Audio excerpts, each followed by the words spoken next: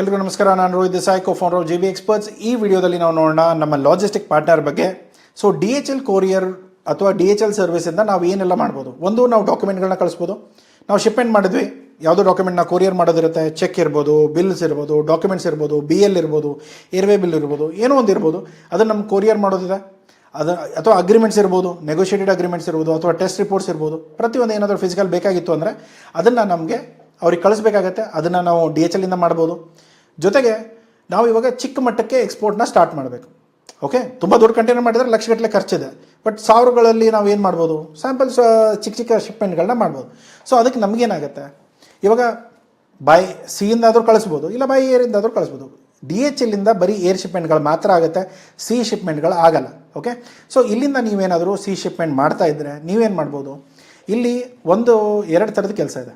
ಒಂದು, ನೀವೇನಾದರೂ ಕನ್ಸ್ಯೂಮರ್ ಆಗಿ ಅಥವಾ ಸ್ಮಾಲ್ ಬಿಸ್ನೆಸ್ ಆಗಿ ನೀವೇನಾದರೂ ಎಕ್ಸ್ಪೋರ್ಟ್ ಮಾಡೋದಾದರೆ ನೀವು ಹೋಗ್ಬಿಟ್ಟು ಡೈರೆಕ್ಟ್ಲಿ ಅವ್ರ ಹತ್ರ ಇಲ್ಲಿ ರೋಡ್ಗಳ ಮೇಲೆ ಬೋರ್ಡ್ ಹಾಕಿರ್ತಾರೆ. ಇಂಟರ್ನ್ಯಾಷನಲ್ ಶಿಪ್ಮೆಂಟು, DTTC, ಪ್ರೊಫೆಷ್ನಲ್ಲು, ಫೆಡೆಕ್ಸು, DHL ಈ ಥರದ್ದು. ಅಲ್ಲಿ ಹೋಗ್ಬಿಟ್ಟು ಅವ್ರದ್ದು ಏನು ರೇಟ್ ಇದೆ ಚೆಕ್ ಮಾಡ್ಕೊಳ್ತೀರಾ, ಅವ್ರಿಗೆ ದುಡ್ಡು ಕೊಡ್ತೀರಾ, ಸ್ಯಾಂಪಲ್ ಕೊಡ್ತೀರಾ, ಅವ್ರು ತೊಗೊಂಡು ಹೋಗ್ತಾರೆ. ಇಲ್ಲ, ನನಗೆ ಸ್ವಲ್ಪ ಪ್ರೊಫೆಷ್ನಲಿ ಮ್ಯಾನೇಜ್ ಮಾಡೋಣ, ಬಿಸ್ನೆಸ್ಗೆ ಅಂತಲೇ ಮ್ಯಾನೇಜ್ ಮಾಡೋಣ ಅಂದರೆ ನೀವು ನಿಮ್ಮ ಬಿಸ್ನೆಸ್ ಅಕೌಂಟ್ನ ಇಲ್ಲಿ ಓಪನ್ ಮಾಡಿಸ್ಬೋದು. ಇವತ್ತು ನಾವು ಡಿಸ್ಕಸ್ ಮಾಡ್ತಾ ಇರೋದು ಬಿಸ್ನೆಸ್ ಅಕೌಂಟ್ ಬಗ್ಗೆ. ಓಕೆ, ಸೊ ಇಲ್ಲಿ ನೀವೇನು ಮಾಡ್ತೀರಾ, ಇಲ್ಲಿ ಹೋಗ್ಬಿಟ್ಟು ನಿಮ್ಮ ಅಕೌಂಟ್ಗಳು ಕ್ರಿಯೇಟ್ ಆಗುತ್ತೆ. ನಿಮಗೆ ನಂಬರ್ ಕೊಡ್ತೇನೆ, ಕೆಳಗಡೆ ಡಿಸ್ಕ್ರಿಪ್ಷನಲ್ಲಿ ನಂಬರ್ ಇರುತ್ತೆ, ಅವ್ರಿಗೆ ಕಾಂಟ್ಯಾಕ್ಟ್ ಮಾಡಿ. JB ಎಕ್ಸ್ಪರ್ಟ್ಸಿಂದ ಪ್ರವೀಣ್ ಅವರು ನಿಮ್ಮ ನಂಬರ್ ಕೊಟ್ಟಿದ್ದಾರೆ, ನಮ್ಗೆ ಅಕೌಂಟ್ ಓಪನ್ ಮಾಡೋದಿತ್ತು ಅಂತ ಹೇಳಿ ಅವರು ಅಕೌಂಟ್ ಓಪನ್ ಮಾಡಿ ಕೊಡ್ತಾರೆ.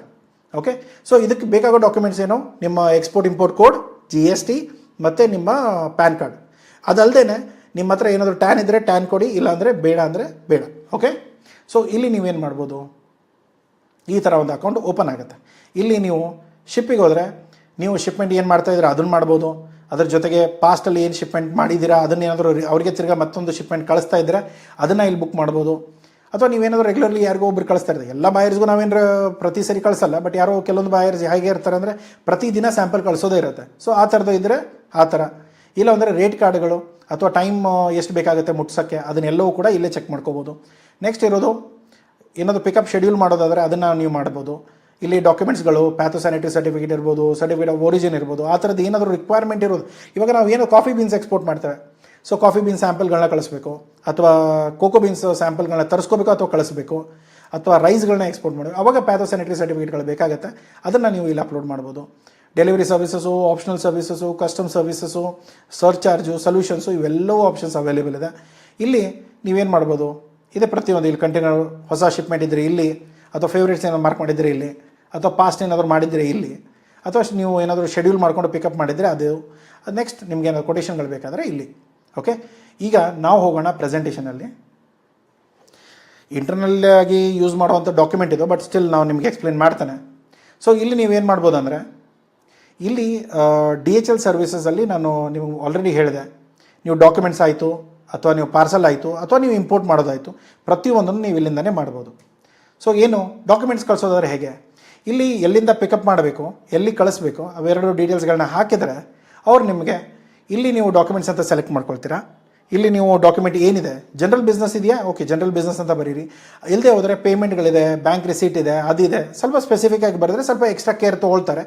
ಇಲ್ಲ ಅಂದರೆ ನಾರ್ಮಲಿ ಹೇಗೆ ಹೋಗುತ್ತೆ ಹಾಗೆ ಹೋಗುತ್ತೆ. ಅದರಲ್ಲೂ ಕೂಡ ಎಡಿಷ್ನಲ್ ಶಿಪ್ಮೆಂಟ್ ರೆಫರೆನ್ಸ್ ಏನಾದರೂ ಇದ್ದರೆ, ಮತ್ತು ಏನಾದರೂ ಡಾಕ್ಯುಮೆಂಟ್ಸ್ ಏನಾದರೂ ಮೆನ್ಷನ್ ಮಾಡೋದಿದ್ರೆ ಅದನ್ನೇನಾದರೂ ಮಾಡಬೇಕು. ಇಲ್ಲಾಂದರೆ ನಾಟ್ ಅಪ್ಲಿಕೇಬಲ್ ಅಂತ ಬರೆದ್ರೆ ಸಾಕು.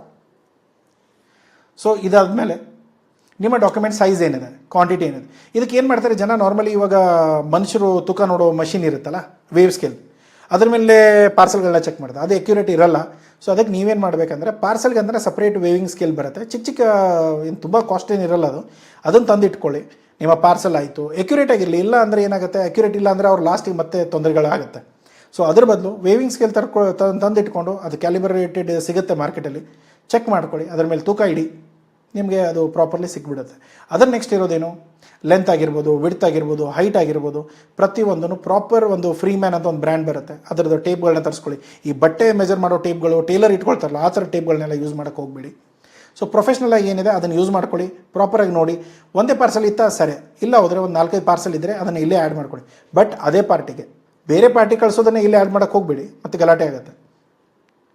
ಅದಾದಮೇಲೆ ಇಲ್ಲಿ ಯಾರು ದುಡ್ಡು ಕೊಡ್ತಾರೆ, ನಿಮ್ಮ ಅಕೌಂಟ್ ಸೆಲೆಕ್ಟ್ ಮಾಡ್ಕೊಳ್ಳಿ. ನಿಮ್ಮ ಅಕೌಂಟ್ ನಂಬರ್ ಬಂದಿರುತ್ತೆ. ಇವಾಗ ನನ್ನ ಅಕೌಂಟ್ ನಂಬರ್ ನಾನು ತೋರಿಸಿಲ್ಲ ನಿಮಗೆ, ಬಟ್ ಇಲ್ಲಾಂದ್ರೆ ನನ್ನ ಅಕೌಂಟಲ್ಲಿ ನೀವೇನು ಶಿಪ್ ಮಾಡಿಬಿಟ್ರೆ ಕಷ್ಟ ಆಗುತ್ತೆ. ಓಕೆ, ಸೊ ಅದಕ್ಕೆ ನೀವೇನು ಮಾಡ್ಬೋದು, ಇಲ್ಲಿ ನೀವು ಅಕೌಂಟ್ ನಂಬರ್ನ ಕ್ರಿಯೇಟ್ ಮಾಡಿಕೊಂಡು ನಿಮ್ಮ ಕೆಲಸ ಸ್ಟಾರ್ಟ್ ಮಾಡ್ಬೋದು. ಇಲ್ಲಿ ಶಿಪ್ಪಿಂಗ್ ಎಲ್ಲಾಗುತ್ತೆ, ಈ ಚಾರ್ಜ್, ಈ ದುಡ್ಡು ಯಾರು ಕೊಡ್ತಾರೆ, ಸೊ ಈ ಅಕೌಂಟಿಂದನೇ ಟ್ರಾನ್ಸಾಕ್ಷನ್ ಆಗುತ್ತೆ, ನಾನೇ ಅದರ ದುಡ್ಡು ಕೊಡ್ತೇನೆ. ಸೊ ಅದಕ್ಕೆ ಅಕೌಂಟ್ನ ನಾನು ಬುಕ್ ಮಾಡ್ತೇನೆ. ಅದಲ್ಲದೆ ಇಲ್ಲಿ ಯಾವಾಗ ನನಗೆ ಮೆಟೀರಿಯಲ್ ಪಿಕಪ್ ಆಗಬೇಕು ಅದರ ದುಡ್ಡು ಎಷ್ಟಾಗುತ್ತೆ ಅದೆಲ್ಲವೂ ಡೀಟೇಲ್ಸ್ ಇರುತ್ತೆ. ಅಲ್ಲಿ ಡೀಟೇಲ್ಸ್ ಕ್ಲಿಕ್ ಮಾಡಿದರೆ ನಿಮ್ಗೆ ಇನ್ನೂ ಬ್ರೇಕಪ್ ಕೊಡ್ತಾರೆ, ಯಾವ್ಯಾವುದು ಎಷ್ಟೆಷ್ಟು ಚಾರ್ಜಸ್ ಇದೆ ಪ್ರತಿಯೊಂದು. ಓಕೆ, ಸೊ ಇದನ್ನು ನೋಡ್ಕೊಳ್ಳಿ. ವರ್ಲ್ಡ್ ವೈಡ್ ಶಿಪ್ಮೆಂಟ್ ಇದೆ, ಎಸ್ ಅಂತ ಹಾಕಿ. ಇವಾಗ ಈ ಮೆಟೀರಿಯಲ್ಗಳು ಹೋಗ್ತಾ ಇದೆ. ಇಲ್ಲಿ ಯಾವ ಟೈಮಲ್ಲಿ ಅಪ್ರಾಕ್ಸಿಮೇಟ್ಲಿ ಅವರಿಗೆ ಈ ಟೈಮಲ್ಲಿ ಮುಟ್ಟುತ್ತೆ. ಸೊ ಅದರಲ್ಲಿ ಅವರ ಅಡ್ರೆಸ್ಗಳು, ಅವರ ರಿಸಿಪ್ಟ್ಗಳು, ಡೀಟೇಲ್ಸ್ಗಳು, ಸೊ ಇದೆಲ್ಲ ಆಯಿತು ಅಂದಮೇಲೆ ನೀವು ಒಂದು ವಿಷಯ ಏನಂತಂದರೆ ಇಲ್ಲಿ ಪಿಕಪ್ ಅಡ್ರೆಸ್ನ ಸ್ವಲ್ಪ ನೋಡ್ಕೊಳ್ಳಿ. ಪಿಕಪ್ ಅಡ್ರೆಸ್ಸಲ್ಲಿ ಏನಾದರೂ ತಪ್ಪಾಗಿ ಹಾಕಿದರೆ ಮತ್ತೆ ಅವ್ರು ಬಂದು ರಿಜೆಕ್ಟ್ ಮಾಡಿ ಹೋಗೋ ಬದಲು ನೀವು ಪ್ರಾಪರಾಗಿ ಅದನ್ನು ಪಿಕಪ್ ಅಡ್ರೆಸ್ ಕರೆಕ್ಟಾಗಿ ಹಾಕ್ಕೊಂಡ್ರೆ ನಿಮ್ಗೆ ಒಳ್ಳೆಯದು. ಸೊ ಅದರಲ್ಲೂ ಕೂಡ ನೀವೇನಾದರೂ ರಿಟರ್ನ್ ಬೇಕಾ, ಈ ಡಾಕ್ಯುಮೆಂಟ್ ಏನು ಕಳಿಸ್ತಾ ಇದ್ದೀರಾ, ಒಂದು ವೇಳೆ ಅವ್ರೇನೋ ರಿಸೀವ್ ಮಾಡಲಿಲ್ಲ ಅಂದರೆ ನಿಮಗೆ ಅದು ವಾಪಸ್ ಬರಬೇಕಾ. ವಾಪಸ್ ಬರಬೇಕು ಅಂತ ನೀವು ಎಕ್ಸೆಪ್ಟ್ ಮಾಡಿದರೆ ಅದರ ಅರ್ಥ ಏನಂದರೆ ನೀವು ಈ ದುಡ್ಡನ್ನ 2 ಸರಿ ಕೊಡೋಕ್ಕೆ ರೆಡಿ ಆಗಬೇಕು. ಯಾಕಂದರೆ ಒಂದು ಸರಿ ಹೋಯಿತು, ಅಲ್ಲಿ ಅದು ಡೆಲಿವರ್ ಆಗಲಿಲ್ಲ, ಮತ್ತೆ ಅದು ವಾಪಸ್ ಬರುತ್ತೆ. ಆ ಡಾಕ್ಯುಮೆಂಟ್ಸ್ನ ನೀವೇನು ಮಾಡ್ತೀರಾ? ಹಾಗೇನಾದರೂ ಇತ್ತು, ಆ ಡಾಕ್ಯುಮೆಂಟ್ಗಳು ನಾನು ವಾಪಸ್ ಬರಬೇಕು ಅನ್ನೋದಾದರೆ ಎಸ್ ಅಂತ ಕ್ಲಿಕ್ ಮಾಡಿ ಆ ದುಡ್ಡು ಕೊಡಬೇಕಾಗತ್ತೆ ಮತ್ತೆ ತಿರ್ಗಾ. ಇಲ್ಲ ಅಂದರೆ ನೋ ಅಂದರೆ ತೊಂದರೆ ಇಲ್ಲ, ಅದು ಅಲ್ಲಿ ಡಿಸ್ಕಾರ್ಡ್ ಮಾಡ್ತಾರೆ. ಸೊ ಇಲ್ಲಿ ಕಂಪ್ಲೀಟ್ ಅಡ್ರೆಸ್ ಇದೆ, ಬ್ರೇಕಪ್ ಇದೆ, ನಿಮ್ಮ ಪ್ರೈಸಸ್ದು, ಟ್ರಾನ್ಸ್ಪೋರ್ಟೇಷನ್ ಚಾರ್ಜಸ್ ಏನಿದೆ, ಲೇಬಲ್ ಚಾರ್ಜಸ್ ಏನಿದೆ, ಪ್ಲಸ್ ನಿಮ್ಮ ಲಯಬಿಲಿಟೀಸ್ ಏನಿದೆ, ಮತ್ತು ಅದರಲ್ಲಿ ಸರ್ಚಾರ್ಜಸ್ ಏನಿದೆ, ಟ್ಯಾಕ್ಸ್ ಏನಿದೆ. ಈ ಟ್ಯಾಕ್ಸ್ಗಳು ನಿಮ್ಮಲ್ಲಿ GST ಇರೋದ್ರಿಂದ ಈ ಇನ್ಪುಟ್ಗಳನ್ನ ನೀವು ತೊಗೊಳ್ಬೋದು. ಸೊ ಯಾವುದೇ ಥರದ ತೊಂದರೆಗಳಾಗಲ್ಲ. ಸೊ ಇದೆಲ್ಲ ಲೆಕ್ಕ ಇದೆ. ಇಲ್ಲಿ ನಿಮ್ಮ ಪ್ರೈಸಿಂಗ್ ಕಾಸ್ಟ್ ಇದೆ. ಸೊ ಇಲ್ಲಿ ನಿಮ್ಮ ಲೇಬಲ್ಗಳನ್ನ ಪ್ರಿಂಟ್ ಮಾಡಿಕೊಂಡು ನಿಮ್ಮ ಡಾಕ್ಯುಮೆಂಟ್ ಏನಿದೆ ಅದನ್ನು ಪ್ಯಾಕೇಜ್ ರೆಡಿ ಮಾಡಿಕೊಂಡು ಕಳ್ಸೋಕ್ಕೆ ರೆಡಿ ಮಾಡ್ಕೊಳ್ಳಿ. ಇಲ್ಲಿ ಏನಾಗುತ್ತೆ, ನೀವು ಒಂದು ಸರಿ ನೀವು ಎಲ್ಲ ರೆಡಿಯಾಗಿ ನೀವು ಶಿಪ್ಮೆಂಟ್ ಕೊಟ್ಟ ಮೇಲೆ ಇಲ್ಲಿ ನೀವು ಟ್ರ್ಯಾಕಿಂಗ್ ನಂಬರು, ಶಿಪ್ಪಿಂಗ್ ಡೀಟೇಲ್ಸ್ನ ಟಿಕ್ ಮಾಡ್ತೀರಾ. ಅದನ್ನು ನೀವು ನಿಮ್ಮ ಬಾಯರಿಗೆ ಕಳಿಸ್ತೀರಾ.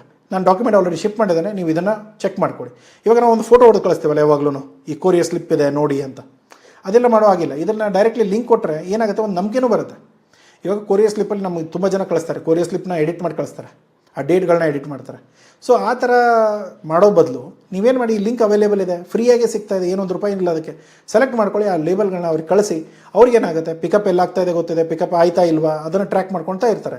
ಅದು ಯಾವಾಗ ಬರುತ್ತೆ ಅಂತ ಗೊತ್ತಿರುತ್ತೆ, ಅವತ್ತು ಅವರು ಆ ಲೊಕೇಶನಲ್ಲಿ ನಿಂತ್ಕೊಂಡು ಆ ಪಾರ್ಸಲ್ ರಿಸೀವ್ ಮಾಡಿಕೊಂಡ್ರೆ ಸಾಕು, ಸಾರಿ ಆ ಡಾಕ್ಯುಮೆಂಟ್. ಓಕೆ, ಸೊ ಇಲ್ಲಿ ಇಮೇಲ್ ಮತ್ತು SMS ಮೂಲಕ ನಿಮಗೂ ಕೂಡ ಗೊತ್ತಾಗುತ್ತೆ ಡೆಲಿವರ್ ಆಗಿದೆಯೋ ಇಲ್ವೋ, ಸಿಕ್ಕಿದೆಯೋ ಇಲ್ವೋ, ಪ್ರತಿಯೊಂದು ನೀವು ಇಲ್ಲೇ ಮಾನಿಟರ್ ಮಾಡಿಕೊಂಡ್ರೆ ಸಾಕಾಗುತ್ತೆ. ಸೊ ಒಂದು ವೇಳೆ ಇವಾಗ ನಾವು ನೋಡಿದ್ವಿ ಡಾಕ್ಯುಮೆಂಟ್ಸ್ ಬಗ್ಗೆ. ಸೊ ಪ್ಯಾಕೇಜ್ ಕೂಡ ಸೇಮೇ, ಬಟ್ ಏನಂದರೆ ಸ್ವಲ್ಪ ಎಕ್ಸ್ಟ್ರಾ ಇರುತ್ತೆ. ಫಿಲ್ಲಿಂಗು, ಎಲ್ಲಿಂದ ಪಿಕಪ್ ಆಗಬೇಕು, ಯಾರಿಗೆ ಕಳಿಸ್ತಾ ಇದ್ದೀರಾ, ಅದರ ಕಮರ್ಷಿಯಲ್ಸ್. ಇಲ್ಲಿ ನೀವೇನು ಮಾಡ್ತೀರಾ, ಆವಾಗಲೇ ನಾವು ಮುಂಚೆ ಏನು ಮಾಡಿದ್ವಿ, ಇಲ್ಲಿ ಡಾಕ್ಯುಮೆಂಟ್ ಮೇಲೆ ಕ್ಲಿಕ್ ಮಾಡಿದ್ವಿ. ಇವಾಗ ನಾವೇನು ಮಾಡ್ತಾ ಇದ್ದೇವೆ, ಈ ಪಾರ್ಸಲ್ ಮೇಲೆ ಕ್ಲಿಕ್ ಮಾಡ್ತೇವೆ. ಇಲ್ಲಿ ಗಿಫ್ಟ್ ಕಳಿಸ್ಬೋದು ಅಥವಾ ಸ್ಯಾಂಪಲ್ ಕೂಡ ಕಳಿಸ್ಬೋದು, ಬಟ್ ಗಿಫ್ಟು ಸ್ಯಾಂಪಲ್ ಕಳಿಸ್ತಾ ಇಲ್ಲ, ನಾವು ಬಿಸ್ನೆಸ್ ಮಾಡ್ತಾ ಇದ್ದೇವೆ. ಸೊ ಅದಕ್ಕೆ ನಾವು ಯಾವಾಗಲೂ ಕೂಡ ಕಾರ್ಗೋ ಶಿಪ್ಮೆಂಟ್ ಅಂತಲೇ ಮಾಡ್ತೇವೆ. ಇಲ್ಲ ಸರ್, ಗಿಫ್ಟ್ ಮತ್ತು ಸ್ಯಾಂಪಲ್ ಅಂತ ಕಳಿಸಿದ್ರೆ ಕಳಿಸಿ, ವ್ಯಾಲ್ಯೂ ಏನಾದರೂ ಸ್ವಲ್ಪ ಹೆಚ್ಚು ಕಡಿಮೆ ಇತ್ತು ಅಂದರೆ ನಿಮ್ಮ ಪಾರ್ಸಲ್ನ ಅವ್ರು ಹೋಲ್ಡ್ ಮಾಡ್ತಾರೆ.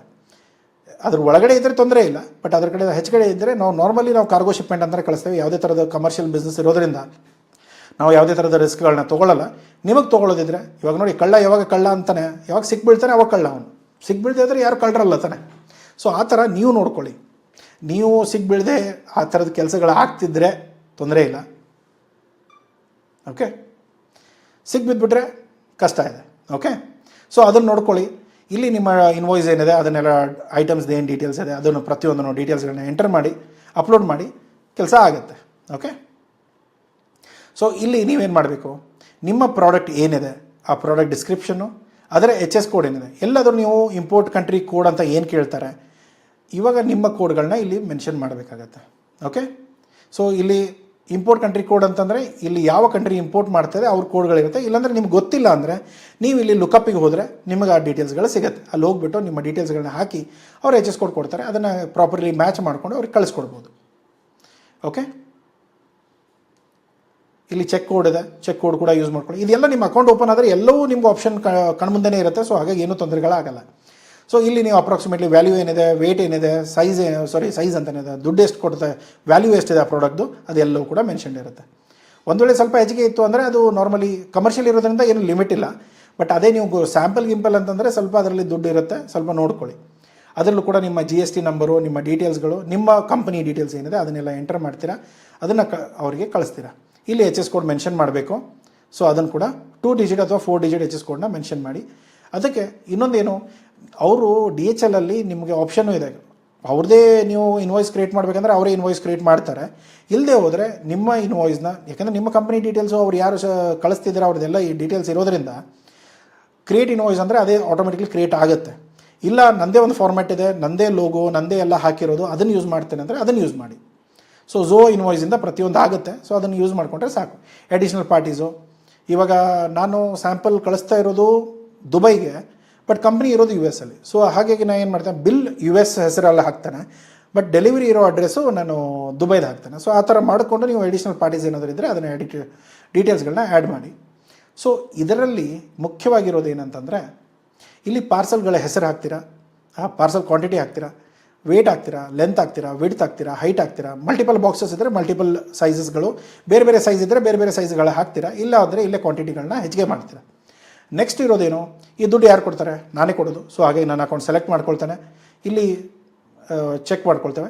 ಅದಾದಮೇಲೆ ಇಲ್ಲಿ ಇನ್ಕೋ ಟರ್ಮ್ ಯಾವುದಿದೆ, DAP ಟರ್ಮ್ ಇದೆಯೋ, DDP ಇದೆಯೋ ಅಥವಾ ಏನಿದೆ, ಅದನ್ನು ಅವ್ರು ಕ್ಯಾಲ್ಕುಲೇಟ್ ಮಾಡಿಕೊಂಡು ನಿಮಗೆ ಹೇಳ್ತಾರೆ. ಅದರಲ್ಲಿ ಏನಾದರೂ ಇತ್ತು ಅಂದರೆ ಆ ಡೀಟೇಲ್ಸ್ಗಳನ್ನ ನಿಮ್ಮ ಹತ್ರ ಚಾರ್ಜಸಲ್ಲಿ ಆ್ಯಡ್ ಮಾಡ್ತಾರೆ. ಸೊ ಅದಕ್ಕೆ ನೀವು ಇನ್ಕೋ ಟರ್ಮ್ ಏನಿದೆ ಅದನ್ನು ನೋಡಿ.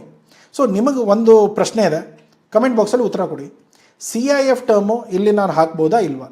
ಓಕೆ, ಕಮೆಂಟ್ ಬಾಕ್ಸಲ್ಲಿ ತಿಳಿಸಿ. ಈ ಶಿಪ್ಮೆಂಟಿಗೆ ನಾನು CIF ಟರ್ಮ್ಸ್ ಹಾಕ್ಬೋದಾ ಇಲ್ವಾ ಅಂತ. ಓಕೆ, ಸೊ ನೆಕ್ಸ್ಟ್ ಬರೋದು, ನಾವು ಯಾವಾಗ ಶೆಡ್ಯೂಲ್ ಮಾಡ್ತೇವೆ, ಅದರ ದುಡ್ಡು ಎಷ್ಟಾಗಿದೆ, ಖರ್ಚು ಎಷ್ಟು ಬರುತ್ತೆ, ಪ್ರತಿಯೊಂದು ನಾವು ಮುಂಚೆನೇ ನೋಡ್ಕೊಂಡಿರ್ತೇವೆ. ಅದೆಲ್ಲ ಓಕೆ ಅಂದರೆ 1-2 ದಿನ ಆದಮೇಲೆ, ಯಾಕೆಂದರೆ ಪ್ಯಾಕೇಜ್ ಇರೋದನ್ನು, ಡಾಕ್ಯುಮೆಂಟ್ ಆದರೆ ಹೇಗೋ ತೊಗೊಂಡು ಹೋಗ್ತಾರೆ, ಬಟ್ ಪ್ಯಾಕೇಜ್ ಇರೋದ್ರಿಂದ ಏನಾಗುತ್ತೆ, ಅವ್ರ ಗಾಡಿಯಲ್ಲಿ ಬರೋ ಗಾಡಿಗಳಲ್ಲಿ ಜಾಗ ಇರಲ್ಲ ಕೆಲವೊಂದು ಸಾರಿ. ಅವಾಗೇನಾಗುತ್ತೆ, ಮೆಟೀರಿಯಲ್ಗಳನ್ನ ನಾವು ಕೊಡೋಕೆ ಹೋಗ್ತೇವೆ, ಅವ್ರು ಬಂದು ಪಿಕಪ್ ಮಾಡ್ಕೊಳ್ಳೋಕೆ ಬರ್ತಾರೆ. ಅಯ್ಯೋ ಸರ್, ನಾನು ಇಷ್ಟು ದೊಡ್ಡ ಬಾಕ್ಸ್ ಅಂದ್ಕೊಂಡಿರಲಿಲ್ಲ, ನಾನು ಸೈಜ್ ಕೊಟ್ಟಿದ್ದೇನೆ, ಡೈಮೆನ್ಷನ್ ಕೊಟ್ಟಿದ್ದೇನೆ, ವೆಯ್ಟ್ ಕೊಟ್ಟಿದ್ದೇನೆ, ಆದರೂ ನೀನು ಬಂದುಬಿಟ್ಟು ಇವಾಗ ಸೈಜ್ ಸರಿ ಇಲ್ಲ ಅಂದರೆ, ಸರ್ ನಾನು ಇನ್ನೊಂದು ಗಾಡಿ ಕಳಿಸ್ಕೊಡ್ತೇವೆ, ಸಾರಿ ಸರ್ ಅಂತ ಹೇಳಿ ಅವ್ರ ಮ್ಯಾನೇಜರಿಗೆ ಫೋನ್ ಮಾಡ್ತಾರೆ, ಅವ್ರು ಇನ್ನೊಂದು ಗಾಡಿ ಅರೇಂಜ್ ಮಾಡ್ತಾರೆ. ಸೊ ಈ ಥರದ ತಲೆನೋವುಗಳು ಬೇಡ. ನಾರ್ಮಲಿ ಗಾಡಿ ಸಿಗಲ್ಲ ಆ ಟೈಮಲ್ಲಿ, ಇವಾಗ ಬೆಂಗಳೂರಲ್ಲಂತೂ ಆಗೋದೇ ಇಲ್ಲ. ಸೊ ಆ ಥರ ಸಿಚುವೇಶನ್ಸ್ಗಳು ಇತ್ತು ಅಂದರೆ ನೀವೇನು ಮಾಡಬೇಕು, ನೀವು ಆ ಪಿಕಪ್ ಲೊಕೇಶನ್ ಬದಲು 1-2 ದಿನ ಮುಂಚೆನೇ, ಅಂದರೆ 1-2 ದಿನ ಆದಮೇಲೆ ಪಿಕಪ್ ಮಾಡೋ ಥರ ಇಟ್ಕೊಳ್ಳಿ. ಯಾಕಂದರೆ ಅವ್ರಿಗೇನಾಗುತ್ತೆ, ಮುಂಚೆನೇ ಇನ್ಫಾರ್ಮೇಷನ್ಸ್ ಇರುತ್ತೆ, ಲಾಸ್ಟ್ ಮೂಮೆಂಟ್ಗಳೆಲ್ಲ ಬುಕ್ ಆಗಲ್ಲ. ಸೊ ಅವಾಗ ಏನು ಮಾಡ್ತಾರೆ, ಪ್ರಾಪರ್ಲಿ ಪ್ಲ್ಯಾನ್ ಮಾಡ್ಕೊಂಡಿರ್ತಾರೆ. ಅವಾಗಲೂ ಬಂದು ಕತೆ ಹೇಳ್ಬೋದು, ಬಟ್ ಆದರೆ ಅವಾಗಲೇ ಅಟ್ಲೀಸ್ಟ್ ಹೇಳ್ಬೋದಲ್ಲ, ಒಂದು 5 ದಿನದ ಹಿಂದನೇ ಬುಕ್ ಮಾಡಿರೋ ಕತೆ ಪಾರ್ಸಲ್ ಇದೆ, ನೀವು ಈ ಥರ ಹೇಳಿದರೆ ಹೇಗೆ ಅನ್ನೋ ಒಂದು ಮಾತು ಬರುತ್ತೆ. ಆದರೆ ಆನ್ ಸ್ಪಾಟ್ ನೀವು ಮಾಡಿದರೆ ಸ್ವಲ್ಪ ತೊಂದರೆಗಳಾಗೋ ಚಾನ್ಸಸ್ ಇರುತ್ತೆ, ಬಟ್ 99% ನೀವು ಸಾಲ್ವ್ ಆಗೋ ಚಾನ್ಸ್ ಇದೆ. ಸೊ ಆ ಥರದ ಪ್ರಾಬ್ಲಮ್ಗಳು ಅವಾಯ್ಡ್ ಮಾಡಬಹುದು. ಆಗಲ್ಲ ಅಂತ ಹೇಳಲ್ಲ, ಪ್ರಾಬ್ಲಮ್ ಆಗೋದಿದ್ದರೆ ಹಾಗೇ ಆಗುತ್ತೆ. ಆನೆ ಮೇಲೆ ಕೂತಂಗೂ ಕೂಡ ನಾಯಿ ಕಚ್ಚತ್ತೆ. ಸೊ ಆ ಥರ ಹಣೆ ಬರ ಇದ್ದರೆ ಮುಗೀತು. ಇವಾಗ ನಾವು ಈ ಪಾರ್ಸಲ್ನ ಕಳಿಸ್ತಾ ಇದ್ದೇವೆ. ಇವಾಗ ನಾನು ಇದನ್ನು ಶೆಡ್ಯೂಲ್ ಮಾಡ್ತಾ ಇದ್ದೇನೆ, ಈ ಡೇಟಿಗೆ ನಾನು ಶೆಡ್ಯೂಲ್ ಮಾಡಿದ್ದೇನೆ, ಇಲ್ಲಿಂದ ಈ ಟೈಮ್ವರೆಗೂ ಅಲ್ಲಿ ಮೆಟೀರಿಯಲ್ಗಳು ಪಿಕಪ್ ಆಗುತ್ತೆ, ಇದಾದ ಮೇಲೆ ಅಲ್ಲಿ ಹೋಗಿ ಈ ಟೈಮ್ಗೆ ಡೆಲಿವರ್ ಆಗುತ್ತೆ. ಇದೆಲ್ಲವೂ ಕೂಡ ನಮಗೆ ಇಲ್ಲಿ ಗೊತ್ತಿರುತ್ತೆ. ಪಿಕಪ್ ಲೊಕೇಶನ್ ಕರೆಕ್ಟಾಗಿ ಒಂದು ಸರಿ ನೋಡ್ಕೊಂಬಿಡಿ. ಅದರ ಮೇಲೆ ನೀವು ನಿಮ್ಮ ಬುಕ್ಕಿಂಗನ್ನು ಪ್ರೊಸೆಸ್ ಮಾಡಿ ಕಂಟಿನ್ಯೂ ಮಾಡಿ. ಅದಾದಮೇಲೆ ಇಲ್ಲಿ ರಿಟರ್ನ್ ಬೇಕಾ ಬೇಡವಾ? ಪಾರ್ಸಲ್ ಇದೆ, ಪಾರ್ಸಲ್ ವ್ಯಾಲ್ಯೂ 200, 500, 1000 ರೂಪಾಯಿ. ಅದನ್ನು ನಾನು ರಿಟರ್ನ್ ತರಿಸ್ಕೊಂಡ್ರೆ 7,000 ರೂಪಾಯಿ, 9,000 ರೂಪಾಯಿ. ನನಗೆ ಬೇಕಾ ಅದು? ಬೇಡ. ಸೊ ಹಾಗಾಗಿ ನಾನೇನು ಮಾಡ್ತೇನೆ, ಬೇಡ ಮಾರಾಯರೆ, ಸುಮ್ಮನೆ ಅದು ಮೆಟೀರಿಯಲೇ ಬೇಡ ನನಗೆ. ಒಂದು ವೇಳೆ ಅವ್ರು ರಿಸೀವ್ ಮಾಡಿಲ್ಲ ಅಂದರೆ ಅಲ್ಲಿ ಡಂಪ್ ಮಾಡಿ, ಬೇಡ ಅದು. ಸೊ ಅದನ್ನು ಮಾಡಿದರೆ ನೀವು 9,000ದಲ್ಲೇ ಕೈ ತೊಳ್ಕೊಳ್ತೀರ. ಇಲ್ಲದೆ ಹೋದರೆ ಎಸ್ ಅಂತ ಅಂದಿದ್ರೆ ರಿಟರ್ನ್ ಲೇಬಲು ಕ್ರಿಯೇಟ್ ಆಗುತ್ತೆ. ಒಂದು ವೇಳೆ ಪಾರ್ಸಲಲ್ಲಿ ಹೋಯಿತು, ಮುಡ್ತು, ಅವ್ರು ರಿಸೀವ್ ಮಾಡಲಿಲ್ಲ, ಅವ್ರು ಯಾವುದೇ ಕಾರಣಕ್ಕೂ ಇರಲಿಲ್ಲ, ಆವಾಗ ಮೆಟೀರಿಯಲ್ ತಿರ್ಗಾ ವಾಪಸ್ ಬರೋಕ್ಕೆ ಸ್ಟಾರ್ಟ್ ಆಗುತ್ತೆ. ರಿಟರ್ನ್ ಆಯಿತು ಅಂದರೆ ನಿಮ್ಮ ತಲೆ ಮೇಲೆ ಬಂದುಬೀಳುತ್ತೆ. ಆವಾಗ ಈ 9,000 ಖರ್ಚಾಗಿರೋದು ಏನಿತ್ತು ಪಾರ್ಸಲ್ ಸ್ಯಾಂಪಲ್ ಕಳ್ಸೋಕ್ಕೆ ಅಥವಾ ಪ್ಯಾಕೇಜ್ ಕಳ್ಸೋಕ್ಕೆ, ಇವಾಗ ನೋಡಿ ಇದನ್ನು ಸರ್ ಇದು ನಮ್ಮ ಪ್ರೈಸ್ ತುಂಬ ಕಾಸ್ಟ್ಲಿ ಇತ್ತು, ಆವಾಗ ರಿಟರ್ನ್ ಮಾಡ್ಕೊಳ್ಳಿ. ನಾನು ಹೇಳ್ತಾ ಇರೋದು ಇವಾಗ ಚಿಕ್ಕ ಚಿಕ್ಕ ಮೆಟೀರಿಯಲ್ಲು, ರೈಸು ಅಥವಾ ಕಾಫಿ ಬೀನ್ಸು, ಬನಾನಾ ಪೌಡರು, ಇದು ಮೊರಿಂಗಾ ಪೌಡರು, ಅದು ಇದು ಏನೋ ಕಳಿಸಿರ್ತವೆ. ಅವ್ರು ಮೆಟೀರಿಯಲ್ ರಿಸೀವ್ ಮಾಡಿಲ್ಲ ಅಂದರೆ ಆ ಮೆಟೀರಿಯಲ್ಗಳು ವಾಪಸ್ ಬಂದರೂ ಕೂಡ ಈ ವ್ಯಾಲ್ಯೂ ಇರೋಲ್ಲ. ಅದು ಈ ಮೊರಿಂಗಾ ಪೌಡರ್ ನಾವು ಸ್ಯಾಂಪಲ್ ಅಂತ 1 kg 2 kg ಕಳಿಸ್ತೇವೆ. 2-3 kg ಅಂತಂದರೂ ಕೂಡ ನಮಗೇನೊಂದು 1,000-1,500 ರೂಪಾಯಿ ಖರ್ಚಿರುತ್ತೆ. ಇಲ್ಲಿ 9,000ಕ್ಕೆ ಮತ್ತೆ ನನಗೆ ವಾಪಸ್ ಬರುತ್ತಲ್ಲ ಅದು. ಆ್ಯಾವ್ರೇಜಲ್ಲಿ ಹೇಳ್ತಾ ಇರೋದು ಇದು ಎಲ್ಲ 3 kg 4 kg ಇದಲ್ಲ ದುಡ್ಡಿದು, ಇನ್ನೂ ಹೆಚ್ಚಿಗೆ ಆಗುತ್ತೆ. ಬಟ್ ಓವರಾಲ್ ನೋಡಿದರೆ ನೀವು ಇಷ್ಟು ಖರ್ಚು ನೋಡ್ಬೋದು. ಆವಾಗ ತಲೆನೋವು ಹೆಚ್ಚಿಗೆ. ಓಕೆ, ಅದಕ್ಕೆ ನೀವೇನು ಮಾಡಬೇಕು, ಈ ರಿಟರ್ನ್ ಅನ್ನೋದನ್ನು ನೋ ಅಂತ ಇಡಬೇಕು. ಅಂದರೆ ಮಾತ್ರ ಅಲ್ಲಿ ಮೆಟೀರಿಯಲ್ಲು ಅಲ್ಲಿ ಹೋಗಿದೆ, ಅವ್ರು ನೋಡ್ತಾರೆ, ಇಲ್ಲ ಅಂದರೆ ಅವ್ರು ಡಿಸ್ಕಾರ್ಡ್ ಮಾಡಿ ಬಿಸಾಕ್ತಾರೆ, ಮುಗಿದೋಯ್ತು. ಓಕೆ, ಸೊ ಅದನ್ನು ನೀವು ದಯಮಾಡಿ ನೋಡ್ಕೊಳ್ಳಿ. If it is a return shipment, select accordingly. Return ಬೇಕು ಅಂದರೆ ಮಾತ್ರ ಸೆಲೆಕ್ಟ್ ಮಾಡಿ, ಇಲ್ಲಾಂದರೆ ದುಡ್ಡು ತೊಗೊಳ್ತಾರೆ ಅವರು. Okay, so next shipment. ಎಲ್ಲ ಡಾಕ್ಯುಮೆಂಟ್ಸ್ ರೆಡಿ ಆಯಿತು, ಎಲ್ಲ ಡೀಟೇಲ್ಸ್ಗಳು ಕರೆಕ್ಟಾಗಿ ಆಗಿದೆ. ಇವಾಗ ನೀವೇನು ಮಾಡ್ತೀರಾ, ಸ್ಯಾಂಪಲ್ ಕಳಿಸಿದ್ದೀರಲ್ಲ, ಅದಕ್ಕೆ ಇವೆಲ್ಲ ಇದು ಟ್ರ್ಯಾಕಿಂಗ್ ನಂಬರು ಮತ್ತು ಶಿಪ್ಪಿಂಗ್ ರಿಸಿಟ್ ಎರಡನ್ನ ಲಿಂಕ್ ಮಾಡ್ತೀರಾ, ಸೆಲೆಕ್ಟ್ ಮಾಡ್ತೀರಾ, ಅವ್ರಿಗೆ ಕಳಿಸ್ತೀರಾ. ಅದ್ರ ಜೊತೆಗೆ ಅವ್ರು ಯಾವಾಗ ಬರ್ತಾರೆ ಅವ್ರು ನೀವು ಪ್ಯಾಕೇಜನ್ನು ರೆಡಿ ಮಾಡಿ ಇಟ್ಟಿರ್ತೀರ, ಅದನ್ನು ಮಾಡಿ ಅವ್ರಿಗೆ ಕೈಯಲ್ಲಿ ಹ್ಯಾಂಡ್ ಓವರ್ ಮಾಡ್ತೀರಾ. ಅದು ಅವ್ರಿಗೆ ಮುಟ್ಟಿದ ತಕ್ಷಣ ನಿಮ್ಗೆ ನೋಟಿಫಿಕೇಷನು ಬರುತ್ತೆ. ಅದಾದಮೇಲೆ ನೀವು ಒಂದು ಸರಿ ನೋಟಿಫಿಕೇಷನ್ ಬಂತು, ಅವರಿಗೆ ಮೆಟೀರಿಯಲ್ ರಿಸೀವ್ ಆಗಿದೆ ಅಂದಮೇಲೆ ಕಾಲ್ ಮಾಡಿ ಕೇಳಿ, ಸರ್ ಮೆಟೀರಿಯಲ್ ಓಪನ್ ಮಾಡಿದ್ರೆ ಚೆಕ್ ಮಾಡಿದ್ರೆ, ಅಂದರೆ ಮೆಟೀರಿಯಲ್ ಇವಾಗಲೇ ರೀಚ್ ಆಗಿದೆ ಅಂದ್ಕೊಳ್ಳಿ ಕಾಲ್ ಮಾಡಬೇಡಿ. ಒಂದು ಅಟ್ಲೀಸ್ಟ್ ಒಂದು ಹಾಫ್ ಡೇ ಅಥವಾ 1 ಡೇ ಬಿಟ್ಟು ಕಾಲ್ ಮಾಡಿ, ಸರ್ ನಿನ್ನೆ ನಿಮಗೆ ಮೆಟೀರಿಯಲ್ ಬಂದಿದೆ ಅಂದ್ಕೊಳ್ತೀನಿ, ಚೆಕ್ ಮಾಡಿದ್ದೀರಾ, ಹೇಗಿದೆ, ಕ್ವಾಲಿಟಿ ಹೇಗಿದೆ. ಅವ್ನು ಮೆಟೀರಿಯಲ್ ಚೆಕ್ ಮಾಡಿಲ್ಲ ಅಂದಮೇಲೆ ಕ್ವಾಲಿಟಿ ಹೇಗಿದೆ ಅಂತ ಕೇಳೋಕೆ ಹೋಗ್ಬೇಡಿ, ಮೂರ್ಖತ್ವ ಆಗುತ್ತೆ. ಮೆಟೀರಿಯಲ್ ಓಪನ್ ಮಾಡಿದ್ದಾನೆ, ಹಾಂ ನೋಡಿದ್ದೇನೆ ಅಂತಂದಮೇಲೆ ಕೇಳಿ ಅವ್ರ ಕ್ವಾಲಿಟಿ ಹೇಗೆ ಅನ್ನಿಸ್ತು, ಮುಂದೆ ಹೇಗೆ ಮಾಡೋದು ಕೆಲಸ ಏನು ಪ್ರತಿಯೊಂದು. ಓಕೆ, ಸೊ ಇದನ್ನು ನೀವು ಟ್ರಾನ್ಸ್ಪರೆಂಟಾಗಿ ಇಟ್ಕೊಂಡು ಈ ಲಿಂಕ್ಗಳನ್ನ ಕ್ರಿಯೇಟ್ ಮಾಡ್ಕೊಂಡು ಯೂಸ್ ಮಾಡ್ಕೊಳ್ಳಿ. ಓಕೆ, ಸೊ ಇವಾಗ ನೀವು ಒಂದು ವೇಳೆ DHL ಸರ್ವಿಸ್ನ ಇಂಪೋರ್ಟ್ಗೆ ಯೂಸ್ ಮಾಡ್ತೀರಾ. ಸರ್ ಇವಾಗ ನಾನು ಎಕ್ಸ್ಪೋರ್ಟ್ ಮಾಡ್ತಾ ಇಲ್ಲ, ನಾನು ಏನೋ ಮೆಟೀರಿಯಲ್ನ ಇಂಪೋರ್ಟ್ ಮಾಡಬೇಕು, ಸೊ ನಾನು ಹೇಗೆ ಮಾಡಲಿ? ಇದೇ DHL ಸರ್ವಿಸಲ್ಲಿ ಫ್ರಮ್ ಇರೋದ್ರಲ್ಲಿ ನಿಮ್ಮ ಫ್ಯಾಕ್ಟ್ರಿ ಅಡ್ರೆಸ್ ಯಾವುದಿದೆ, ಚೈನಾದಿಂದ ತರಿಸ್ತಾ ಇದ್ದೀವ, ಚೈನಾ ಫ್ಯಾಕ್ಟ್ರಿ ಅಡ್ರೆಸ್ನ ಇಲ್ಲಿ ಮೆನ್ಷನ್ ಮಾಡಿ, ಇಲ್ಲಿ ನಿಮ್ಮ ಅಡ್ರೆಸ್ಸು ಎಲ್ಲಿಗೆ ಮೆಟೀರಿಯಲ್ ಬೇಕೋ ಆ ಲೊಕೇಶನು. ಸೊ ಇವೆರಡು ಮೆನ್ಷನ್ ಮಾಡಿದ್ರಿ, ಪಾರ್ಸಲ್ ಅಂತ ಮೆನ್ಷನ್ ಮಾಡ್ತೀರಾ, ಕಮರ್ಷಿಯಲ್ ಅಂತ ಮೆನ್ಷನ್ ಮಾಡ್ತೀರಾ, ಡೀಟೇಲ್ಸ್ಗಳನ್ನ ಹೇಳ್ತೀರಾ, ಏನೇನು ಡೀಟೇಲ್ಸ್ ಇದೆ, ಅದು ಯಾವ ಥರದ ಮೆಟೀರಿಯಲ್ಲು, ಏನು ಪೀಸಸ್ ಇದೆಯಾ, ಬಾಕ್ಸ್ ಇದೆಯಾ, ವೇಟ್ ಏನಿದೆ, ಅದರ ವಾಲ್ಯೂಮ್ ಏನಿದೆ, ಅದರ ಪ್ರೈಸ್ ಏನಿದೆ, ಪ್ರತಿಯೊಂದನ್ನು ಮೆನ್ಷನ್ ಮಾಡ್ತೀರಾ. ಅದರ ಮೇಲೆ ಅವರು ಅದನ್ನು ಕ್ಯಾಲ್ಕುಲೇಟ್ ಮಾಡ್ತಾರೆ. ಅದರದ್ದು ಏನಾದರೂ ರಿಕ್ವೈರ್ಮೆಂಟ್ ಅಥವಾ ಶಿಪ್ಮೆಂಟ್ ರಿಕ್ವೈರ್ಮೆಂಟು ಅಥವಾ ರೆಫರೆನ್ಸ್ ಏನಾದರೂ ಇದ್ದರೆ ಅದನ್ನು ಅಪ್ಲೋಡ್ ಮಾಡಿ, ಇಲ್ಲಾಂದರೆ ತೊಂದರೆ ಇಲ್ಲ. ಅದಾದಮೇಲೆ ಇನ್ವಾಯ್ಸ್ ಇಲ್ಲಿ ನೀವು ಕ್ರಿಯೇಟ್ ಮಾಡೋ ಹಾಗಿಲ್ಲ, ನೀವು ಇಲ್ಲಿ ಅಪ್ಲೋಡ್ ಮಾಡಬೇಕಾಗತ್ತೆ. ಅದು ಯಾರ್ದು ಅಂದರೆ ನಿಮ್ಮ ಬಾಯರ್ ಕೊಟ್ಟಿರೋದು, ಸಾರಿ ನಿಮ್ಮ ಸಪ್ಲೈಯರ್ ಕೊಟ್ಟಿರೋದು. ಇವಾಗ ನಾನು ಚೈನಾದಿಂದ ಇಂಪೋರ್ಟ್ ಮಾಡ್ತಾ ಇದ್ದೇನೆ, ಬಿಲ್ ನಾನು ಹೇಗೆ ಜನ್ರೇಟ್ ಮಾಡಲಿ? ಬಿಲ್ ನಮಗೆ ಜನ್ರೇಟ್ ಮಾಡೋಕ್ಕೆ ಬರಲ್ಲ, ನಾವು ಇಂಪೋರ್ಟರ್ ತಾನೆ, ನಾವು ಬಿಲ್ ತೊಗೊಳ್ಬೇಕು, ದುಡ್ಡು ನಾವು ಕೊಡ್ತಾ ಇದ್ದೇವೆ. ಅವಾಗ ನಾವೇನು ಮಾಡ್ತೇವೆ, ಸ್ಯಾಂಪಲ್ಗಳನ್ನ ಅವ್ರ ಹತ್ರ ಪಿಕಪ್ ಮಾಡುವಾಗ ಅವ್ರ ಹತ್ರ ನಾವು ಬಿಲ್ ತರಿಸ್ಕೊಳ್ತೇವೆ, ಅದನ್ನು ಇಲ್ಲಿ ಅಪ್ಲೋಡ್ ಮಾಡ್ತೇವೆ, ಇಲ್ಲಿ ನಾವು ಅದನ್ನು ಬುಕ್ ಮಾಡ್ತೇವೆ, ಇಲ್ಲಿ ಅದನ್ನು ಅಪ್ಲೋಡ್ ಮಾಡ್ತೇವೆ, ಇಲ್ಲಿಂದ ಕಂಟೈನರ್ ಬುಕ್ ಮಾಡ್ತೇವೆ, ಪಾರ್ಸಲ್ ಸೈಜಸ್ ಏನಿದೆ ಎಲ್ಲ ಡೀಟೇಲ್ಸ್ಗಳನ್ನ ತೊಗೊಳ್ತೇವೆ, KGsಲ್ಲಿ ವೆಯ್ಟು, ಲೆಂತ್ ಎಲ್ಲ ಸೆಂಟಿಮೀಟರ್ಸಲ್ಲಿ ತೊಗೊಂಡು ಎಲ್ಲ ಡೀಟೇಲ್ಸ್ಗಳನ್ನ ಎಂಟರ್ ಮಾಡ್ತೇವೆ. ಮತ್ತು ಇದ್ರ ದುಡ್ಡು ಯಾರು ಕೊಡ್ತಾರೆ, ನಾನೇ ಕೊಡ್ತೇನೆ ಅನ್ನೋದ್ರಿಂದ ನಾವೇ ಸೆಲೆಕ್ಟ್ ಮಾಡ್ಕೊಳ್ತೇವೆ.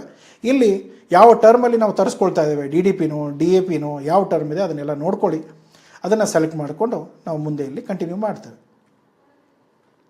ಇಲ್ಲಿ ಒಂದು ಸರಿ ರೆಡಿ ಆಯಿತು ಅಂದರೆ ಅವನಿಗೆ ಕೇಳಿ, ಯಾವಾಗ ಇದು ಮೆಟೀರಿಯಲ್ ರೆಡಿ ಆಗುತ್ತೆ, ಯಾವಾಗ ನೀವು ಶಿಪ್ ಮಾಡ್ಬೋದು. ಅವನು 15 ಕೇಳಿದರೆ ನೀವು 16ಕ್ಕೆ ಬುಕ್ ಮಾಡಿ, ಅವನು 16 ಹೇಳಿದರೆ ನೀವು 17ಕ್ಕೆ ಬುಕ್ ಮಾಡಿ, ಯಾವಾಗಲೂ ಒಂದಿನ ಎಕ್ಸ್ಟ್ರಾ ಇಟ್ಕೊಂಡೇ ಮಾಡಿ. ಸೊ ಅವನಿಗೆ ಕೇಳಿ, ನಾನು ಒಂದಿನ ಎಕ್ಸ್ಟ್ರಾ ಇಟ್ಕೊಂಡೇ ಮಾಡ್ತೀನಿ, ಏನು ತೊಂದರೆ ಇಲ್ಲ ನನಗೆ, ನೀವು ನೋಡ್ಕೊಳ್ಳಿ ಅಂತ ಹೇಳಿ. ಇಲ್ಲಾಂದರೆ ಅವನು ನಿಮಗೆ 15 ಅಂತ ಹೇಳಿ, ಇಲ್ಲ ನಾನು 16th ಆಲ್ರೆಡಿ ಇದೆ, 15ಗೆ ಬುಕ್ ಮಾಡಿ ಅಂದರೆ ಆ ಕಮ್ಯುನಿಕೇಷನ್ ಕ್ಲಿಯರಾಗಿ ಇಟ್ಕೊಂಡು 15ಗೆ ಎಕ್ಸಾಕ್ಟಾಗಿ ಬುಕ್ ಮಾಡಿ, ಅದರಲ್ಲಿ ಅವರ ವರ್ಕಿಂಗ್ ಅವರ್ಸು ಅದು ಇದು ಏನಿದೆ ಅದನ್ನೆಲ್ಲ ಮೆನ್ಷನ್ ಮಾಡಿ ಆ ಟೈಮಲ್ಲಿ ಹೋಗಿ ಬುಕ್ ಮಾಡ್ಕೊಳ್ತಾರೆ. ಸೊ ಪ್ರೈಸಸ್ ಎಲ್ಲ ಆಗುತ್ತೆ. ಇಲ್ಲಿ ನೀವು ಶೆಡ್ಯೂಲ್ ಪಿಕಪ್ ಏನಿದೆ ನೀವು ಅದನ್ನು ಪ್ರೊಸೆಸ್ ಮಾಡ್ತೀರಾ, ಎಲ್ಲ ಡೀಟೇಲ್ಸ್ಗಳು ಮೆನ್ಷನ್ ಆಗಿರುತ್ತೆ. ಅದಾದಮೇಲೆ ಇಲ್ಲಿ ನೀವು ಯಾವಾಗ ಶೆಡ್ಯೂಲ್ ಮಾಡ್ತಾಯಿದ್ದೀರೋ, I will provide pickup date and time, ಇಲ್ಲಿ ನೀವು ಪ್ರಾಪರಾಗಿ ಮೆನ್ಷನ್ ಮಾಡಿಕೊಂಡು ಅದನ್ನು ಡ್ರ್ಯಾಗ್ ಮಾಡಿ, ಇಲ್ಲಿ ಯಾವ ಟೈಮಿಗೆ ನಿಮಗೆ ಪಿಕಪ್ ಬೇಕು ಅಥವಾ ಅವ್ರ ಆಫೀಸ್ ಟೈಮ್ ಏನಿದೆ, ಯಾವ ದಿನದಲ್ಲಿ ಬೇಕು, 16ನೇ ತಾರೀಕು ಸೆಲೆಕ್ಟ್ ಮಾಡ್ಕೊಂಡಿದ್ದೀರಾ, ಬಟ್ ಇದನ್ನು ಡ್ರ್ಯಾಗ್ ಮಾಡಿದರೆ ನಿಮಗೆ ಟೈಮ್ಗಳನ್ನ ಸೆಲೆಕ್ಟ್ ಮಾಡ್ಬೋದು. ಸೊ ಅದನ್ನು ಮಾಡಿಕೊಂಡು ಯಾವಾಗ ಮುಟ್ಟುತ್ತೆ, ಯಾವಾಗ ನೀವು ಪಿಕಪ್ ಮಾಡಿಸ್ಕೊಳ್ತಿದ್ದೀರಾ, ಪ್ರತಿಯೊಂದು ಡೀಟೇಲ್ಸ್ಗಳು ಇಲ್ಲೇ ಸಿಗುತ್ತೆ. ಓಕೆ, ಅದಾದಮೇಲೆ ಇದು ರಿಟರ್ನ್ ಹೋಗಬೇಕಾ? ನಾನು ದುಡ್ಡು ಕೊಟ್ಟಿರೋ ಮೆಟೀರಿಯಲು, ನಾನು ಇಂಪೋರ್ಟ್ ಮಾಡ್ತಾ ಇರೋ ಮೆಟೀರಿಯಲು ಒಂದು ವೇಳೆ ನಾನು ಅವತ್ತಿಲ್ಲ ಅಂದರೆ ಆ ಮೆಟೀರಿಯಲ್ಗಳು ವಾಪಸ್ ಹೋಗಬೇಕಾ? ಬೇಡ, ಅದು ಯಾಕೆ ಹೋಗಬೇಕು? ಸೊ ಅವಾಗ ನೀವೇನು ಮಾಡ್ತೀರಾ, 100% ನೋ ಅಂತಲೇ ಹಾಕ್ತೀರಾ, ಯಾಕಂದರೆ ದುಡ್ಡು ನಾನು ಆಲ್ರೆಡಿ ಕೊಟ್ಬಿಟ್ಟಿದ್ದೇನೆ. ಓಕೆ, ಏನಾದರೂ ಇಂಪೋರ್ಟ್ ಮಾಡ್ಕೊಂಡ್ರೆ ಮೆಟೀರಿಯಲ್ ವಾಪಸ್ ಹೋಯಿತು ಅಂದರೆ ನನಗೆ ಲಾಸ್ ಇದೆ. ಸೊ ಹಾಗಾಗಿ ನಾನೇನು ಮಾಡ್ತೇನೆ, ಅದು ಯಾವಾಗಲೂ ಕೂಡ ನೋ ಇರುತ್ತೆ. ಓಕೆ, ಅದಾದಮೇಲೆ ಈ ಲೇಬಲ್ಗಳನ್ನ ಪ್ರಿಂಟ್ ಮಾಡ್ಕೊಳ್ಬೋದು, ಬಟ್ ನಾವು ಪ್ರಿಂಟ್ ಮಾಡಲ್ಲ. ನಾವೇನು ಮಾಡ್ತೇವೆ, ಇಲ್ಲಿ ಈ ಶೇರ್ ಇದೆಯಲ್ಲ, ಇಲ್ಲಿ ನಾನೇನು ಮಾಡ್ತೇನೆ, tracking number, pickup confirmation, shipping details, labels, shipping receipt ಎಲ್ಲ ಅದನ್ನು ಲಿಂಕ್ ಟಿಕ್ ಮಾಡ್ತಾನೆ, ಶೇರ್ ಅಂತ ಕ್ಲಿಕ್ ಮಾಡ್ತಾನೆ. ಆ ಶೇರ್ ಮಾಡಿರೋ ಲಿಂಕ್ನ ಅವನಿಗೆ ಕಳಿಸ್ತಾನೆ, ಯಾಕೆಂದರೆ ಅವನು ಎಕ್ಸ್ಪೋರ್ಟ್ ಮಾಡ್ತಾ ಇರೋದ್ರಿಂದ ಅವನ ಲೇಬಲ್ಗಳ ಬಾಕ್ಸ್ಗಳ ಮೇಲೆ ಅವನ ಲೇಬಲ್ ಪ್ರಿಂಟ್ ಮಾಡಬೇಕು. ನಾನು ಅದು ಲೇಬಲ್ಗಳನ್ನ ಪ್ರಿಂಟ್ ಮಾಡ್ಕೊಂಡು ನಾನೇನು ಮಾಡಲಿ, ಬಾಕ್ಸೇ ಇಲ್ಲ ಅಂಟಿಸೋಕ್ಕೆ. ಅದಕ್ಕೆ ನೀವೇನು ಮಾಡಬೇಕು, ಈ ಇಂಪೋರ್ಟ್ ಮಾಡ್ತಿರುವಾಗ, ಎಸ್ಪೆಷಲಿ ಇಂಪೋರ್ಟ್ ಮಾಡುವಾಗ ಈ ಡೀಟೇಲ್ಸ್ಗಳನ್ನೆಲ್ಲ ಸೆಲೆಕ್ಟ್ ಮಾಡಿ ಅವನಿಗೆ ಕಳಿಸಿದ್ರೆ ಅವನೇನು ಮಾಡ್ತಾನೆ, ಎಲ್ಲವನ್ನು ಡೌನ್ಲೋಡ್ ಮಾಡ್ಕೊಳ್ತಾನೆ, ನಿಮಗೆ ಲೇಬಲ್ ಪ್ರಿಂಟ್ ಮಾಡಿ. ಆಮೇಲೆ ಅವ್ರಿಗೆ ಪ್ರತಿ ಸಾರಿ ಫೋನ್ ಮಾಡಿ ಕೇಳೋ ಅವಶ್ಯಕತೆ ಇಲ್ಲ, ಸರ್ ಮೆಟೀರಿಯಲ್ ಡಿಸ್ಪ್ಯಾಚ್ ಆಯಿತಾ, ಪಿಕಪ್ ಆಯಿತಾ, ಎಲ್ಲ ನಿಮಗೆ ಇದೇ ಡ್ಯಾಶ್ಬೋರ್ಡಲ್ಲೇ ಕಾಣುತ್ತೆ. ಪಿಕಪ್ ಆಯಿತು, ನೋಟಿಫಿಕೇಷನ್ ಆನ್ ಮಾಡಿದ್ದೀರಲ್ಲ, ನಿಮ್ಗೆ SMS ಬರುತ್ತೆ, ಇಮೇಲು ಬರುತ್ತೆ. ಪಿಕಪ್ ಆಯಿತು, ಲೊಕೇಶನ್ ಮುಟ್ತು, ಇಲ್ಲಿಂದ ಡಿಸ್ಪ್ಯಾಚ್ ಆಗಿದೆ, ಇಲ್ಲಿ ಬರ್ತಾ ಇದೆ, ನಿಮ್ಮ ಲೊಕೇಶನ್ಗೆ ಇನ್ನೊಂದು ಅರ್ಧ ಗಂಟೆಯಲ್ಲಿ ಮುಟ್ಟುತ್ತೆ, ಔಟ್ ಫಾರ್ ಡೆಲಿವರಿ ಇದೆ. ಈಗ ಅಮೆಝಾನು ಫ್ಲಿಪ್ಕಾರ್ಟಲ್ಲಿ ಗೊತ್ತಾಗುತ್ತಲ್ಲ ಡೆಲಿವರಿ ಬಂದಿದೆಯೋ ಇಲ್ಲವೋ, ಎಲ್ಲಿವರೆಗೂ ಬಂದಿದೆ ಪ್ರತಿಯೊಂದು, ಆ ಥರ ನೋಡ್ಕೊಳ್ಳಿ. ಇದನ್ನು ಯೂಸ್ ಮಾಡಿಕೊಂಡು ನಿಮ್ಮ ಕೆಲಸ ನಡೆದೋಗುತ್ತೆ. ಸೊ ಇದನ್ನು ನೀವು ಯೂಸ್ ಮಾಡಿಕೊಂಡ್ರೆ ಕಂಪ್ಲೀಟ್ ಸೆಕ್ಯೂರ್ ಆಗಿ ಮಾಡುತ್ತೆ. ಇಲ್ಲಿ ನೀವು ಈ ಸೆಕ್ಯೂರ್ ಇರೋದ್ರಿಂದ DHL ಅಲ್ಲಿ ಯಾವುದೇ ಡೇಟಾಗಳು ಬ್ರೀಚ್ ಆಗಲ್ಲ. ಸೊ ಕಂಪ್ಲೀಟ್ ಈ ಸೆಕ್ಯೂರ್ಡ್ ಇದೆ. ಅದ್ರ ಜೊತೆಗೆ ನೀವು ಅಥರೈಸ್ಡ್ ಯೂಸರ್ ಆಯಿತು, ಆಡ್ಮಿನ್ ಆ್ಯಡ್ ಮಾಡೋದಾಯಿತು, ಅಥರೈಸ್ಡ್ ಯೂಸರ್ಗಳನ್ನ ಆ್ಯಡ್ ಮಾಡೋದಾಯಿತು, ಪ್ರತಿಯೊಬ್ಬರನ್ನೂ ನೀವು ಇಲ್ಲಿ ಹ್ಯಾಂಡಲ್ ಮಾಡ್ಬೋದು. ಸೊ ಇದನ್ನು ಯೂಸ್ ಮಾಡಿಕೊಂಡು ನಿಮ್ಮ ಸೆಟ್ಟಿಂಗ್ಸಲ್ಲೇ ಇರುತ್ತೆ. ಸೊ ಯೂಸ್ ಮಾಡ್ಕೊಳ್ಳಿ. ನಾಳೆ ನಿಮ್ಮ ಟೀಮ್ ಬೆಳೆದಂಗೆ ಅಥವಾ ಬೇರೆ ಬೇರೆ ಟೀಮ್ ಮೆಂಬರ್ಸ್ಗಳು ಆ್ಯಡ್ ಆದಂಗೆ ನೀವು ಅದನ್ನು ಆ್ಯಡ್ ಮಾಡ್ಕೊಳ್ತಾ ಹೋಗ್ತೀರಾ. ಸೊ ಅವಾಗ ನಿಮ್ಮ ಬಿಸ್ನೆಸ್ ಬೆಳ್ಕೊಳ್ತಾ ಹೋಗುತ್ತೆ. ಅದ್ರ ಜೊತೆಗೆ ಯೂಸರ್ ಇವಾಗಂತೂ ನೀವು ಸ್ಟಾರ್ಟಿಂಗ್ ನೀವೇ ಮಾಡ್ಕೊಳ್ತೀರಾ. ನಾಳೆ ಹೋದ್ಮೇಲೆ ಮತ್ತೆ ಬೇರೆ ಟೀಮ್ ಮೆಂಬರಿಗೆ ಕೊಡಲೇಬೇಕಾಗತ್ತೆ. ಎಲ್ಲ ಕೆಲಸ ನಾವೇ ಮಾಡ್ಕೊಳ್ತಾ ಕೂತ್ಕೊಂಡ್ರೆ ಕಂಪನಿ ಬೆಳೆಯೋಕ್ಕೆ ಸಾಧ್ಯ ಆಗಲ್ಲ. ಸೊ ಇದನ್ನು ನೋಡ್ಕೊಳ್ಳಿ, ಅರ್ಥ ಮಾಡ್ಕೊಳ್ಳಿ, ಕೆಲಸ ಮಾಡೋಕ್ಕೆ ಸ್ಟಾರ್ಟ್ ಮಾಡಿ. ಇದರಲ್ಲಿ ಏನೇ ನಿಮಗೆ ಡೌಟ್ ಇತ್ತು ಅಂದರೂ ಕೂಡ ಕಮೆಂಟ್ ಬಾಕ್ಸಲ್ಲಿ ಕೇಳಿ. ಅಥವಾ ನಿಮಗೆ ಪೇಯ್ಡ್ ಕನ್ಸಲ್ಟೇಷನ್ ಬೇಕು, ಎಕ್ಸ್ಪೋರ್ಟ್ ಮಾಡೋಕ್ಕೆ ಹೆಲ್ಪ್ ಮಾಡಬೇಕು, ಸರ್ ನನ್ನ ಪ್ರಾಡಕ್ಟ್ ಗೊತ್ತಾಗ್ತಾ ಇಲ್ಲ, ಸರ್ವಿಸ್ ಗೊತ್ತಾಗ್ತಾ ಇಲ್ಲ, ಬಾಯರ್ಸ್ಗಳಿಲ್ಲ, ಏನೇ ಡೌಟ್ಸ್ ಇದ್ದರೂ ದಯಮಾಡಿ ಕಾಂಟ್ಯಾಕ್ಟ್ ಮಾಡಿ. ಎಲ್ಲ ವಿಷಯದಲ್ಲೂ ನಾವು ಹೆಲ್ಪ್ ಮಾಡ್ತೇವೆ. ನೀವು ಪ್ರಾಡಕ್ಟ್ ಅಷ್ಟು ಮ್ಯಾನೇಜ್ ಮಾಡಿದರೂ ಸಾಕು, ನಾವು ಬೇರೆ ಎಲ್ಲ ವಿಷಯಗಳನ್ನ ನಾವೇ ಮ್ಯಾನೇಜ್ ಮಾಡ್ಕೊಳ್ತೇವೆ. ಯಾವುದೇ ಥರದ ತೊಂದರೆಗಳು ಆಗಲ್ಲ. ಈವನ್ ಆವಾಗ ನಿಮಗೆ DHL ಅಕೌಂಟ್ ಕೂಡ ಬೇಕಾಗಲ್ಲ. ಓಕೆ, ಸೊ ನಿಮಗೇನಾದರೂ ಡೀಟೇಲ್ಸ್ಗಳು ಬೇಕಾದರೆ ದಯಮಾಡಿ ಈ DHL ಅಕೌಂಟ್ ಓಪನ್ ಮಾಡೋದಾದರೆ ಕೆಳಗಡೆ ನಂಬರ್ ಇದೆ, ಆ ನಂಬರಿಗೆ ಕಾಲ್ ಮಾಡಿ ಮಾತಾಡಿ. ಅವ್ರಿಗೆ ಹೇಳಿ ನಿಮ್ಮ JB ಎಕ್ಸ್ಪರ್ಟ್ಸಿಂದ ಪ್ರವೀಣ್ ಅವ್ರ ನಂಬರ್ ರೆಫರೆನ್ಸ್ ಇತ್ತು, ಸೊ ದಯಮಾಡಿ ನನಗೆ ಅಕೌಂಟ್ ಓಪನ್ ಮಾಡಿಕೊಡಿ ಅಂದರೆ ಅವರು ಅಕೌಂಟ್ ಓಪನ್ ಮಾಡಿಕೊಡ್ತಾರೆ. ಅವರಿಗೆ ಅಕೌಂಟ್ ಓಪನ್ ಮಾಡುವಾಗ ಎಲ್ಲ ಡೀಟೇಲ್ಸ್ಗಳನ್ನ ಕೊಡಿ. ಎಲ್ಲ ಡಿಜಿಟಲಲ್ಲಿ ಅವ್ರ ಅಕೌಂಟ್ಗಳು ಓಪನ್ ಆಗುತ್ತೆ. ಎಕ್ಸ್ಪೋರ್ಟ್ ಮಾಡೋಕ್ಕೆ ಸ್ಟಾರ್ಟ್ ಮಾಡಿ. ಚಿಕ್ಕ ಶಿಪ್ಮೆಂಟ್ ಕೂಡ ನೀವು DHL ಹೆಲ್ಪಿಂದ ಕಳ್ಸೋಕ್ಕೆ ಸ್ಟಾರ್ಟ್ ಮಾಡ್ಬೋದು. ಫುಲ್ ಕಂಟೈನರ್ ಆದರೆ ಲಕ್ಷಗಟ್ಟಲೆ ಆಗುತ್ತೆ. ಚಿಕ್ಕ ಶಿಪ್ಮೆಂಟ್ ಆದರೆ ಸ್ವಲ್ಪ ಕಡಿಮೆ ರೇಟಲ್ಲಿ ಆಗುತ್ತೆ. ಅದನ್ನು ನೋಡಿಕೊಂಡು ಕಸ್ಟಮರ್ ರೇಟು, ಪ್ರಾಡಕ್ಟ್ ರೇಟು ಮತ್ತು ನಿಮ್ಮ ಶಿಪ್ಪಿಂಗ್ ರೇಟು ಎಲ್ಲ ಮ್ಯಾಚ್ ಆಯಿತು, ವರ್ಕೌಟ್ ಆಯಿತು ಅಂದರೆ ಕಳಿಸಿ, ತೊಂದರೆ ಇಲ್ಲ. ಓಕೆ, ಸಿಗೋಣ ಮುಂದಿನ ವೀಡಿಯೋದಲ್ಲಿ. Thank you so much. Take care, bye.